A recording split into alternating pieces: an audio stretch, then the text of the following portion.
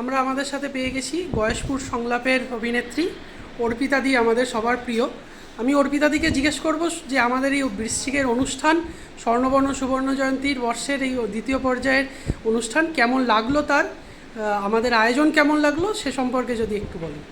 আচ্ছা, প্রথমেই বলি যে বৃশ্চিক আজকের যে আতিথেয়তা দেখলাম তাতে মানে আমি মুগ্ধ।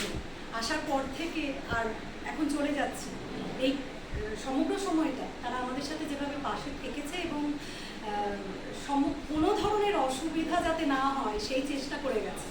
এর জন্য বৃশ্চিককে অনেক ধন্যবাদ। কারণ আমি বৃশ্চিকে নাটক করতে এই প্রথম এলাম, আগে কখনো আসিনি।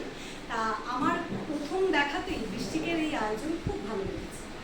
আর একটা কথা বলি, এটি মানে আমার এই জায়গাটাতে এসে মনে হয়েছে যে বৃশ্চিক একদমই একটি থিয়েটারের জায়গা।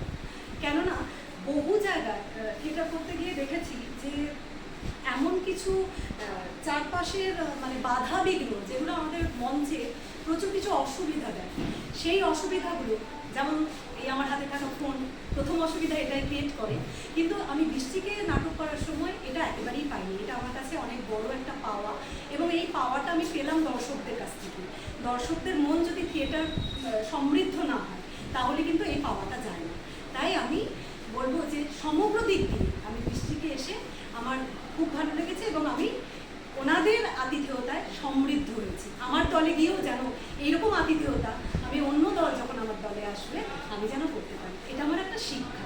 আমি একজন শিক্ষিকা হিসেবে এটা আমার একটা শিক্ষা, আমি তাদের কাছ থেকে পেলাম। ধন্যবাদ দিদি।